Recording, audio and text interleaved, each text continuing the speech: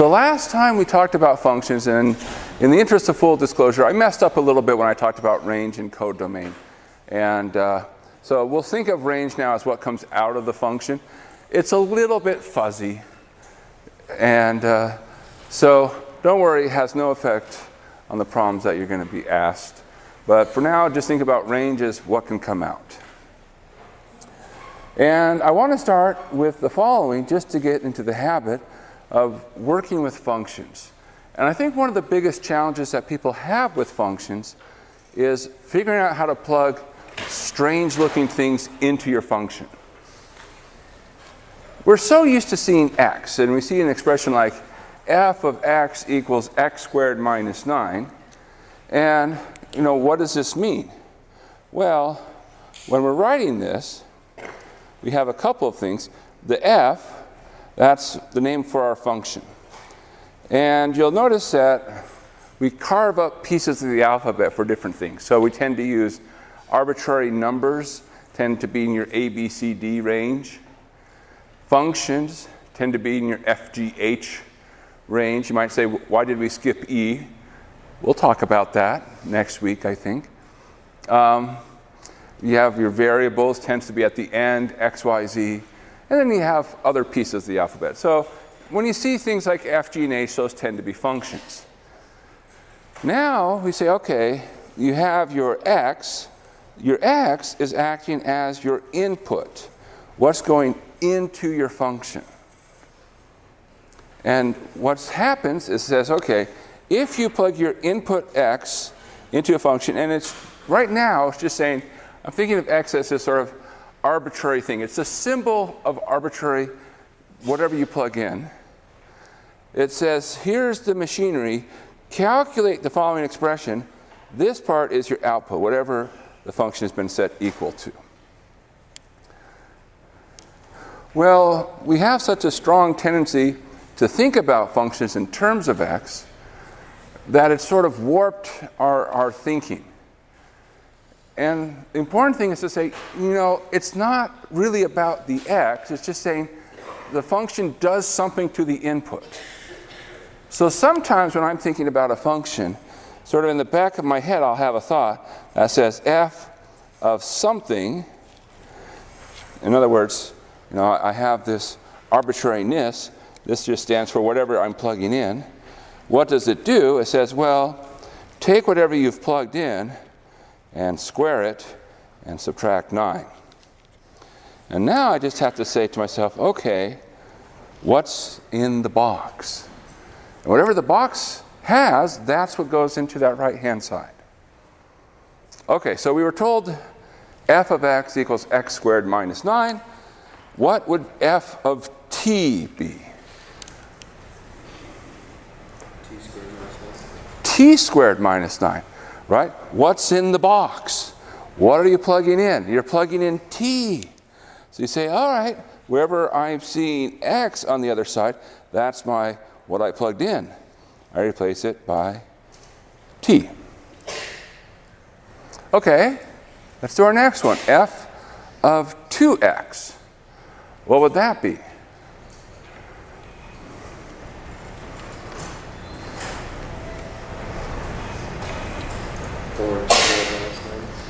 Okay, so 4x squared minus 9.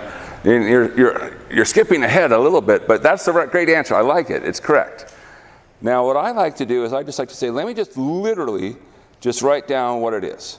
Because it says, okay, what's in my box is 2x. So I'm going to put 2x squared minus 9.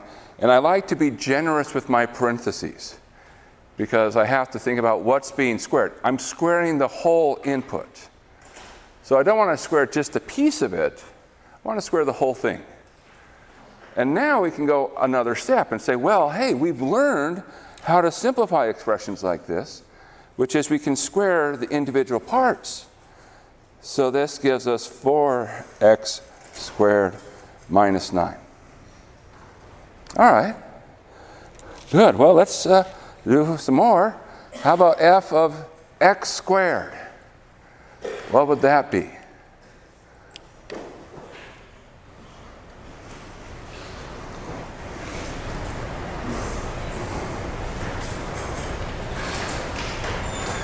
question, what's in the box? What's in the box? Right? If you know what's in the box, you just run it through. So what are we plugging in? Plugging in x squared. So what do we do with that? Plug it in. X squared minus 9. Now, unfortunately, x squared is not the best illustration of what we're about to do. But if I take a power to a power, what do I do with those numbers? So if I take x squared and square it, what do I do with those 2's?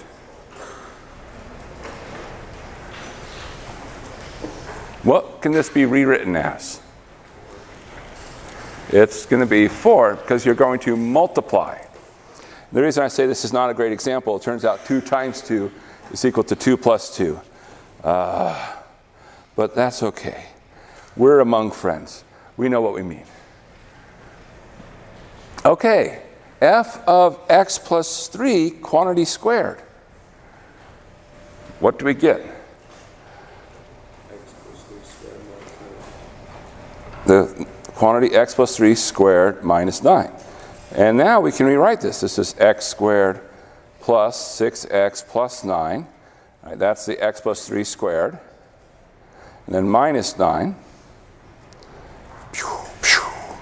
which becomes x squared plus 6x. Okay? 2 more. F of 3 plus h. Now, if we're clever, we can do this with almost no work at all, or we can do it with some work. Does everyone see a no-work solution? It's the exact same as the top of Yeah, it's just what we did. There's a plus 3 here, there's a plus 3 here, but here was x plus 3, here is 3 plus h. The only difference is now h instead of x. So if you go through and run through the computation, so it's 3 plus h squared minus 9, but it's going to be the same intermediate work, and it's going to become h squared plus 6h. We can recycle. You know, mathematicians, we were recycling back before it was cool. We recycle work all the time. It's very useful to say, hey, let's not make things harder than they need to be. All right. Well, f of 3. Finally, we get to plug a number in, plus f of h. Well, what is f of 3? If we plug it in, according to our rule.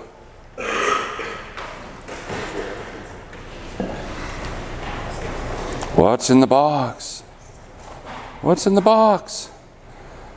We're plugging in 3. Out comes 3 squared minus 9. Add, plug in h.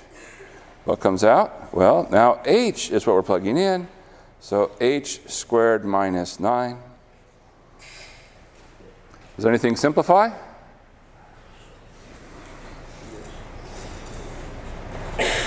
What simplifies? 3 squared minus 9 is 0. That goes away. So we're left with h squared minus 9. And now, the not very surprising statement, these two are not the same. Right? So I can't say, oh, if I want to plug in 3 plus h into f, I plug in 3, then I plug in h, and then I put that together. No. Functions don't work that way. You've got to follow the rule. What's being plugged in? Figure that out, and then say, okay, let me slot that right into my expression. And you might say, but what if it doesn't make sense? You say, don't worry if it doesn't make sense. There is a rule. You know, we can ask, what is f of a fish? And what's the answer? We don't hesitate. We say, hey, a fish is being plugged in, so this is fish squared minus 9. Now you might say, but that doesn't make sense. And we say, yes, we'd agree. Fish is not in our domain probably. But that's what the function says to do. So that's what we do. So we just follow the rules of the function. All right, any questions on this kind of thing? Plugging in an expression other than just x. All right. Okay, so this will help us as we move through today. What is our goal for today? And well, actually, before we do that, a quote. And this one from Spock, character from a show called Star Trek. It ran back in the day. And this was from a show back in the 60s. It said, "Computers make excellent and efficient servants, but I have no desire to serve under them." And we're living in interesting times now, where we have this AI coming online. And, back in the day, people would say, yeah, I don't want to live under the rule of a computer. I'm not so sure now. A lot of people seem happy to let the AI make decisions for them or do work for them. And is AI a useful tool? Absolutely, absolutely. But it's also double-sided. Yes, it can be helpful, but it can also be harmful. And in particular, when it comes to things like learning. If you want to learn how to do math, which hopefully you have a little bit of desire, I hope you have more than just a little bit since you're in this class, you need to do the work. Don't just ask a computer and blindly trust it. Understand why. You have the ability. And so I hope you embrace that. All right, what are we doing today? We're going to introduce some basic functions. And in particular, we're going to build up a library of functions that we see arising frequently. So we're going to do some very simple basic functions. And we're going to add to that over the course of the next week and a half. We're also going to talk about things like how can we transform functions? In other words, how can we take a function and rewrite it in some way? And in particular, we'll think about transforming in terms of like visually. And the last thing is we're going to talk about the idea of combining functions piecewise. So a little bit of sewing going on. So we're going to have 6 basic functions. As a reminder, when we talk about the domain, those are our possible inputs. And when we talk about range, those are our possible outputs. Some of these functions we've seen before. Maybe at some point you've seen all of these. And so hopefully nothing will be too surprising. So we'll start with the first function, y equals x. That's something we've seen before.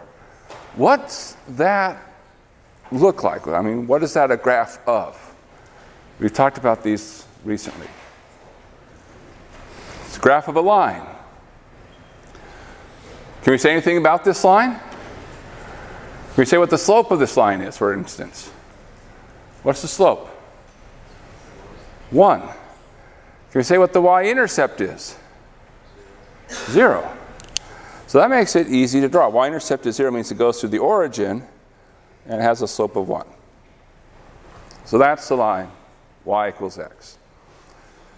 So when we're talking about a function here, what we're really saying is this y equals x, this is like f of x equals x. So we're thinking of the y as the output. So the function is being expressed on the right-hand side. And so, again, recall when we talk about graphs, it's just all pairs x and y which satisfy this equation. Now this is a really nice function. And the function says the following.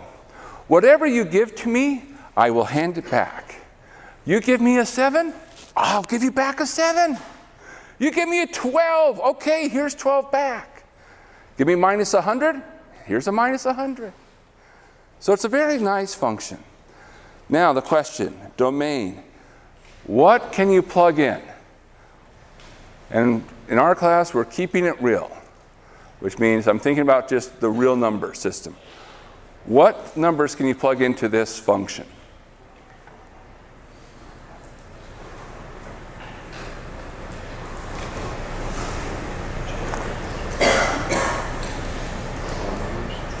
All the numbers. We got to get them all. Yeah, so we can plug in all x. Or we could say, well, this is like negative infinity, less than x, less than infinity. That's another way to say all numbers. Or we can say negative infinity, comma, positive infinity. That's another way to write that using different notations.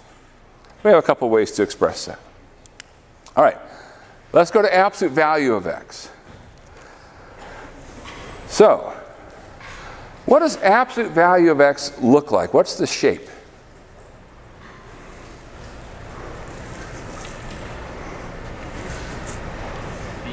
It's a V, right? V for victory. You know, it's like, yes. And so it looks like this. That's the absolute value function. Now, you might occasionally see this. Sometimes they'll say, oh, this is like the square root of x squared. That's not the best way to define the absolute value. I like to think of absolute value in the following way. If I see the absolute value of something, I like to say, oh, this is the size of whatever it is you're trying to look at. And so I'm talking about the size of the number. Or if we're talking about real numbers, because you can see absolute value in different locations in mathematics. We use the same symbol in multiple settings, but it always refers to the size. So it's like, how far are you from 0? A lot of people remember it's just saying, oh, just make sure it's positive. It's the optimist function. The optimist prime, if you will. All right, well, what's the domain? What can you plug into the absolute value function? What's allowed to be plugged in?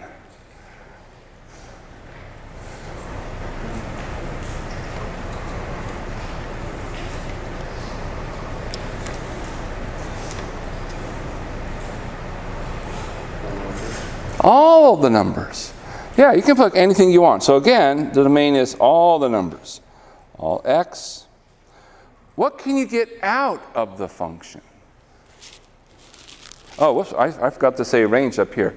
We should jump back to range for y equals x. What is the range for y equals x? What can come out of the function? All numbers. Because whatever you can put in comes out. Now we think of y as our output. All right, back to absolute value. What can come out of the absolute value function?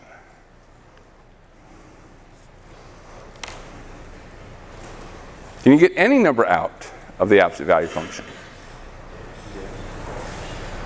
What is it? Okay, there's a candidate.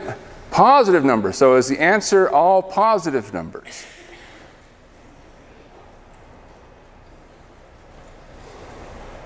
And if it's not all positive numbers, what do we need? But certainly positive numbers, we're on the right track. We're having problems with negatives. You can do what's sort of almost like a horizontal line test and say, oh, I'm not hitting the curve at all. That means that that value is not in the output. So positive values, we're hitting the curve. Cool, cool, cool. Is there anything else where we hit the curve? 0. Yeah. Yeah. So our range is y greater than or equal to 0. Again, we have different ways to write this. If we use our bracket notation, square bracket 0, comma, infinity, and so forth and so on. Okay, y equals x squared. I don't know if we formally talked about this. Does anybody know a name for this curve? What the shape is? Parabola, yeah. And spoiler alert, we're going to talk a lot about the parabolas coming up soon. So that's y equals x squared. It's kind of vaguely like absolute value, but it's a little bit more soft at the bottom. It's not sharp. You know, you wouldn't accidentally poke yourself with the parabola. What's the domain?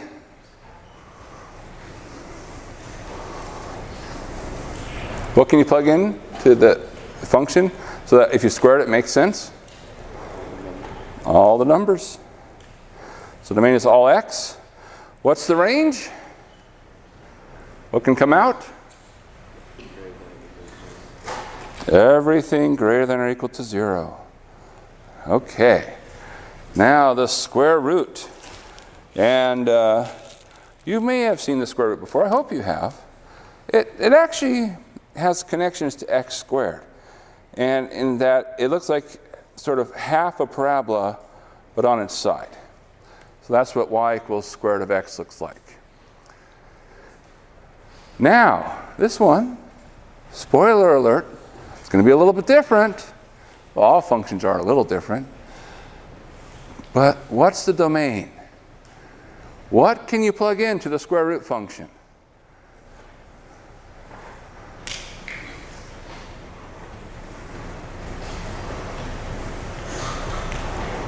What's allowed to be plugged into a square root? Positives. So x greater than or equal to 0. You could write this as 0 less than or equal to x less than infinity. What's the range of the square root function? And be careful.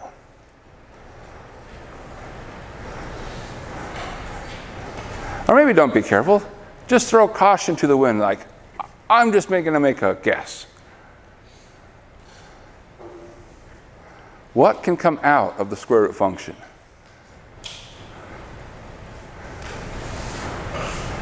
Look at the picture. Yeah, it's the things that are greater than or equal to 0. Now, I'm going to pause here and say, well, hold on a second, Steve. I was told that the square root, isn't there like always like a plus or minus attached to it? And the answer is actually not. The square root function, to be a function, you can't have that plus or minus. That's ambiguity. You don't get that unique answer for an input. The reason we attach a plus or minus is in the process of solving, we end up saying, oh, there's two possibilities. But the square root function by itself does not have an inherent plus or minus. So when we talk about the square root of 4, as a function, the square root of 4 is only 2. But we understand that if we need it, there is another option, but as a square root function, we only talk about the positive outcome. All right. The last two, y equals x cubed.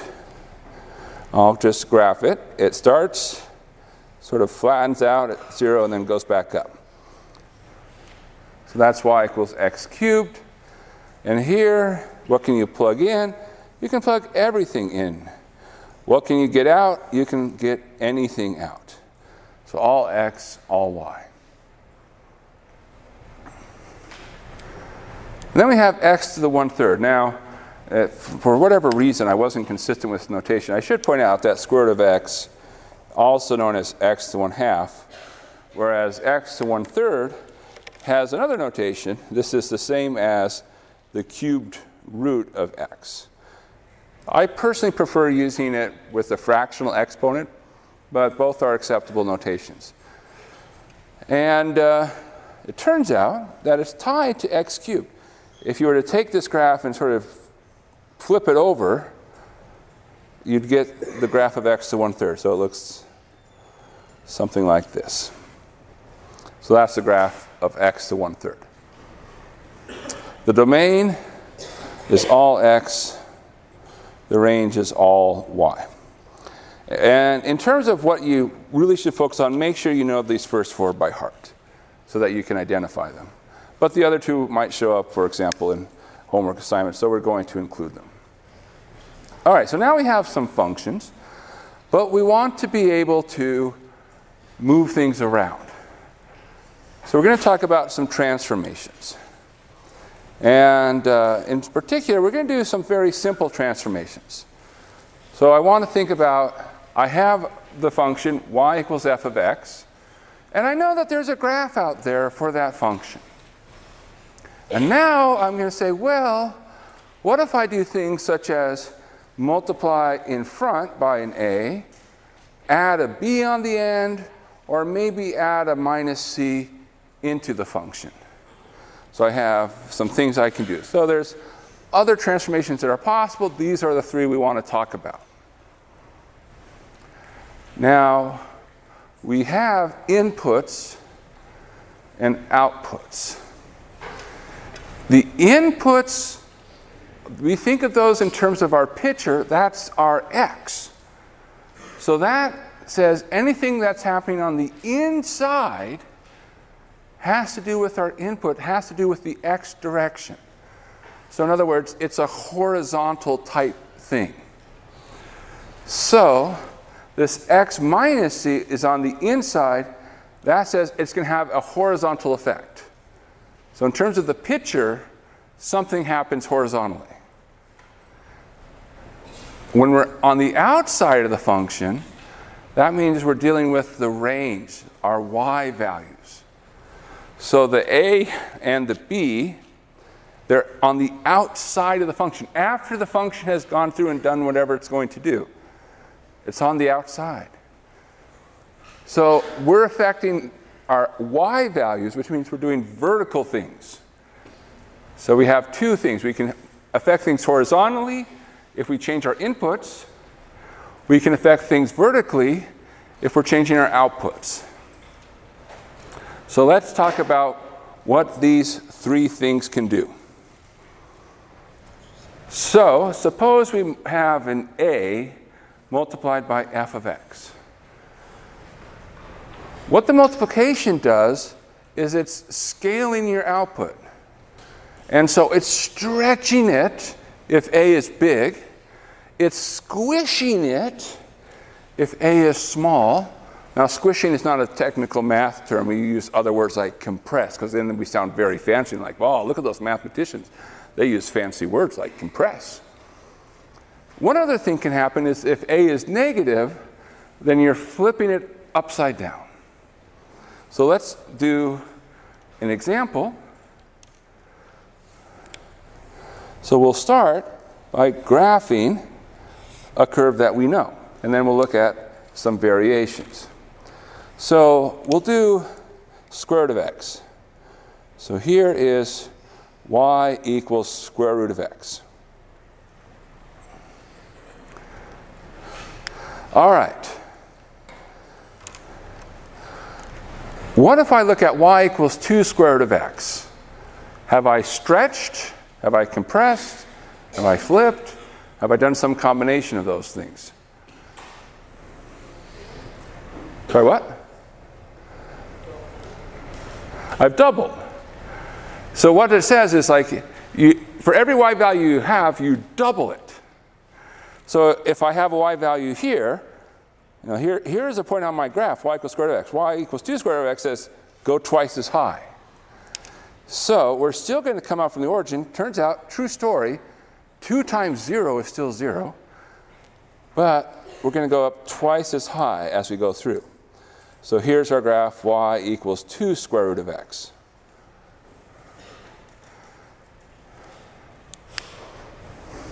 Okay, what about y equals half square root of x? Well, you half it, right? If I have a point here, I'm going to go half as far. I'm going to do that all the way down. So if I have a point, I go half as far, and so forth and so on. So I end up getting this curve. Y equals half root x. So as you change what's in front, you're scaling. But we can also do negatives. What does that say? Well, it says, look, if I'm, let me not use that color. I have enough colors here. If I'm up here, negative y value says you're down there. So you're flipping across the axis. And you just sort of say, okay, I can do that for every point. And you end up getting a curve. Y equals minus square root of x. So that's what the a can do. You can do some stretching / squishing / flipping in the vertical direction. It's a multiplication. Okay, what about y equals f of x plus b? Okay, now notice here you're multiplying your outputs. What are we doing here? It's not multiplication, it's addition. So what does addition do?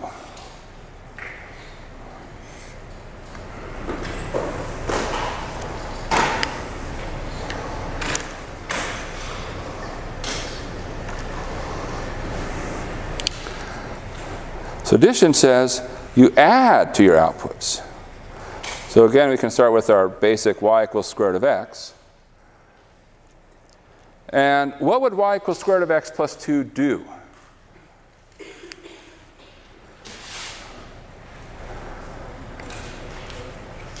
It would add 2, right? Now, we can afford a special effect budget. This is the math department special effects budget. It does that. Like, wow, you're like, whoa, you can afford that? Oh my gosh. Well, yeah, that was our whole budget for the year. But the punchline here is you just move everything up by 2. So let's say that's a 2. It's the same curve, just translated up. So you're going up by a 2. We're going up, up, up. By however much we add, we shift up. So it's a vertical shift. Vertical shift. And notice we add 2, we go up by 2. We can also subtract. So y equals square root of x minus 1. What does that look like?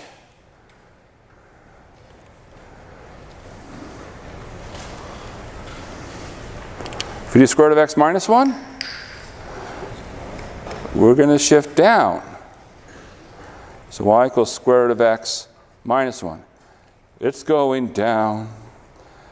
Down, down, down. It's going down. Woohoo! Okay? So shift up or down. That's the add b. Scale is stretch. Sorry, multiply by a. That's stretch. Add b. That's shift. What if you're doing both? Well, if you're doing a times f of x plus b, you follow the order of operations, which says first you multiply and then you add. So first you would stretch, and then you would add. So that means you shift. First stretch, then shift. So that's the outputs. Any questions on those? Yes? What happens when?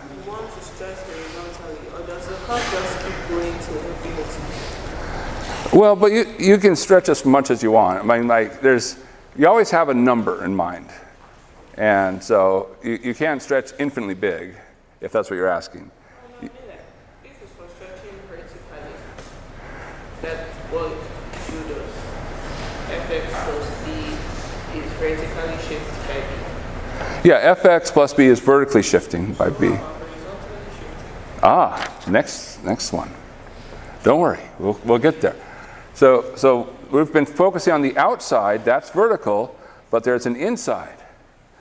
So that's f of x minus c. Now, word of warning, be careful, there's a minus sign here. And so you have to think about how does the shift work.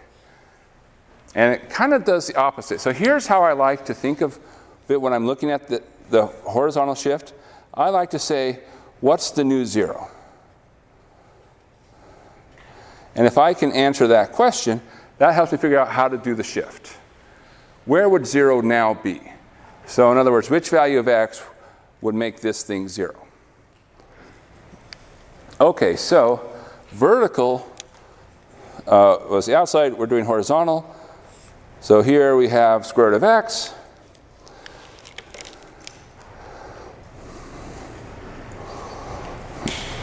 Y equals square root of x, classic. All right, so let's do square root of x minus 2. Am I shifting which way? Square root of x minus 2. To the right. So if I want to look at square root of x minus 2, it's a shift by 2. But it's a horizontal shift, not a vertical shift. So we're shifting this direction. Now, what do I mean by saying what's the new 0? I look at this and say, okay, I know where square root of 0 is, and I ask myself, what value of x would give me 0 on the inside of the square root? And the answer is, well, x equals 2. 2 minus 2 is 0. So that's why I say, oh, it's like 2 is my new 0. So I've moved over. All right, what about square root of x plus 4? Well, if I want to think about square root of x plus 4, another way to write x plus 4, true story, is x minus minus 4. So if I want to add a number, I can subtract the negatives. Now that sounds sort of counterintuitive, but I want to have it in the form of x minus something. So x plus 4, which way do I shift? Right or left? To the left. I'm going to shift over to negative 4. It's the same curve, just shifted. So this is y equals the square root of x plus 4. And again, if we're asked the question, what's the new 0? Well, if I have x plus 4 as my input, I say, what would make x plus 4 be 0? The answer is negative 4. So that's how we get that idea. So that's how we can move horizontally. Now you might ask, can you also stretch horizontally? Yes, but our book doesn't talk about it. So we're going to skip it. So it's like, okay, one less thing to learn. But I just want to say it is possible, but that's not our goal. All right, let's try, well, any questions? We talked about vertical shift, vertical stretch, horizontal shift. All right, here's a question. Sketch the graph of y equals 3 minus square root of x plus 4. Also give the domain and range. Okay. So, in terms of our basic functions, what function do we see here lurking around? The square root. So what this is this is the square root function. We say, aha, we look at this and we have a thought. It's like, oh, this is like square root of x, but moved. Right? We've done something to square root of x. That's our thought. And so what we can do is say, well, let's build up to that. So let's start with what we know, and we'll start building up to it. So we'll start with y equals square root of x. We say, okay, that's great. We know what it looks like. It does something like that. We don't have to be the most precise picture. That's good enough. Okay, so let's talk about some things that we've done. And I'm not saying that there's one unique way to do it. How about we start with just that inside part? Square root of x plus 4. So I'm not doing the whole thing. Let's build it up. There's nothing that says you have to do everything at once. Do it piece by piece. Y equals square root of x plus 4. I wonder what that looks like. If only we had it drawn somewhere conveniently nearby.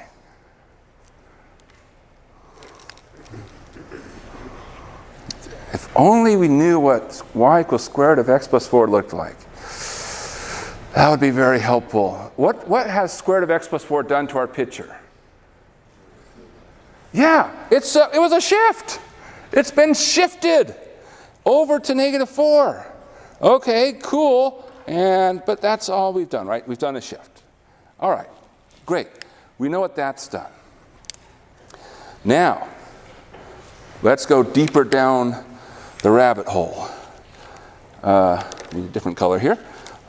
Let's add in the minus.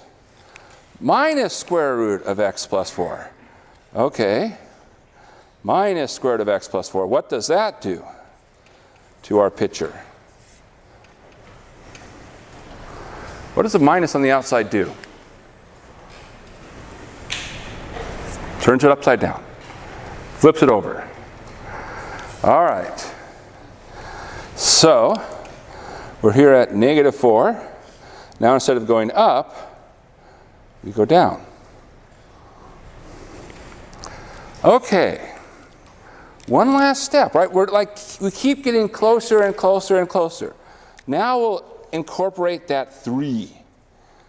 Okay, our last part here. And we should follow our logic here. So here we go. What does the 3 do? Where is it? What effect is it having? It's on the outside. It has an outside effect. So is it what? Moves up. It's an adding 3. All right, we're putting the plus 3 in the front instead of the back, but we're adding 3. So it's a vertical shift. It's a vertical shift up by 3. So we're still come over to -4, but now we come up to 3, and we have our square root going down. And our picture is probably a little bit off, but that's okay. We only need to get a rough sketch. So that's the rough sketch of our graph. Now we were asked to do domain and range, and we can do that by looking at our picture. Domain, range. What comes into our function? What numbers can we plug in?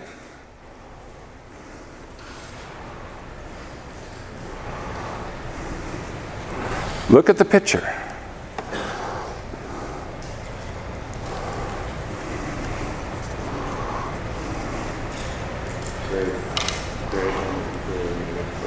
Yeah, we start at -4 and just everything in that positive direction after that. So the domain is anything greater than or equal to -4. And this matches with what we did last time that says, hey, look at the square root. That could be a problem. When does the square root make sense? All right, what's our range? What can we get out? Look at the picture. Which y values do we get out?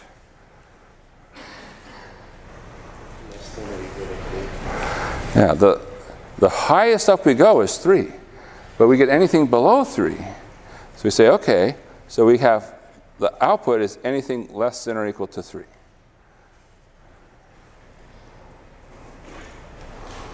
All right.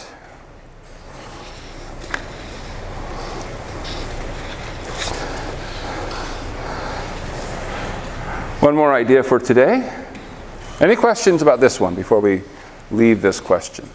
We're combining operations here. And again, don't feel like you have to do it all at once. Build it up. All right.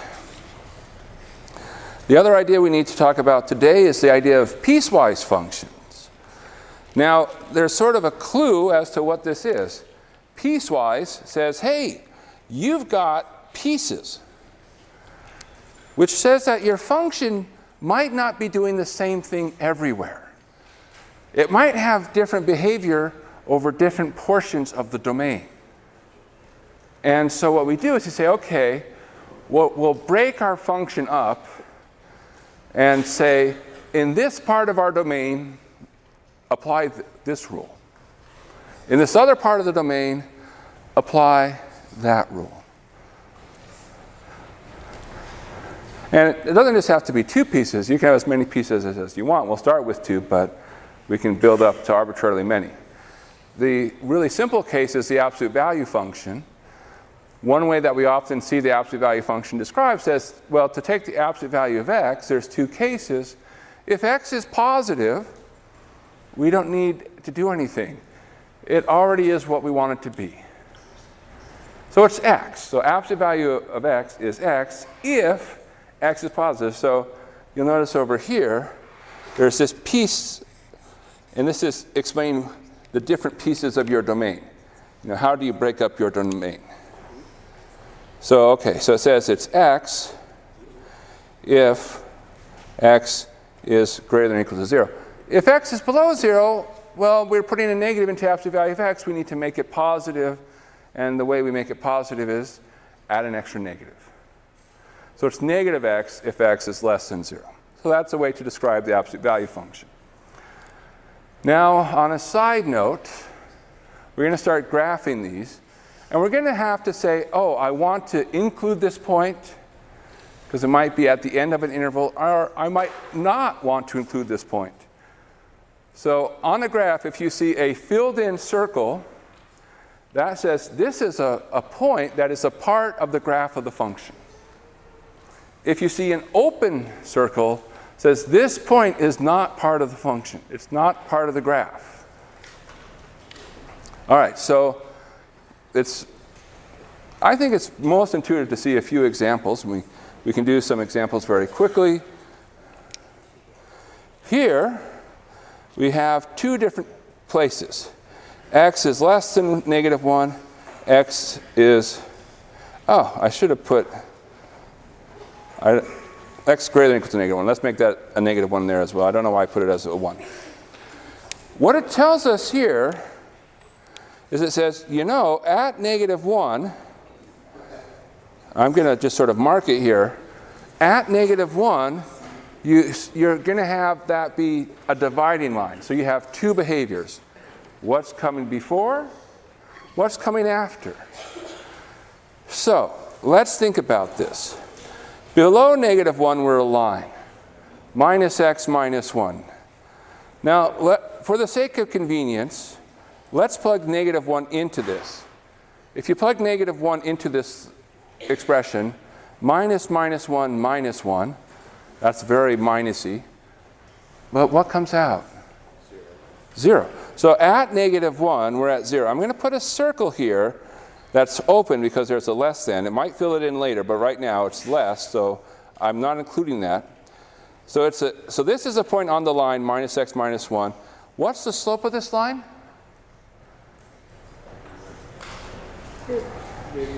-1. So it's coming down. So this is -x minus 1, but I stop at -1. I don't keep going because it's only a piece of the function. Now I do the second piece of the function, that 2x plus 2. It's a line. Again, let's plug in -1. When you plug -1 into here, what do you get? -2 plus 2, which is 0. So at -1, it happens to line up. It doesn't have to line up. What's the slope of the line for the greater than or equal to -1? It's 2. So now it's going up. It's kind of like the absolute value of x, but now one side is steeper than the other. All right. Just really quickly, you can do this with other functions. Here, your dividing line is at 2. So you say, okay, I'm just drawing that for convenience to help me understand. There's x equals 2. And I look like x squared if I'm below 2. So I come along here. And this is, if I plug in 2, I get 4. So there's a very bad drawing of a parabola. Imagine I was a better artist. After 2, I get x plus 1. That would start at 3 and have a slope of 1. So that's an example of another piecewise function. All right, we'll pick up from here next time.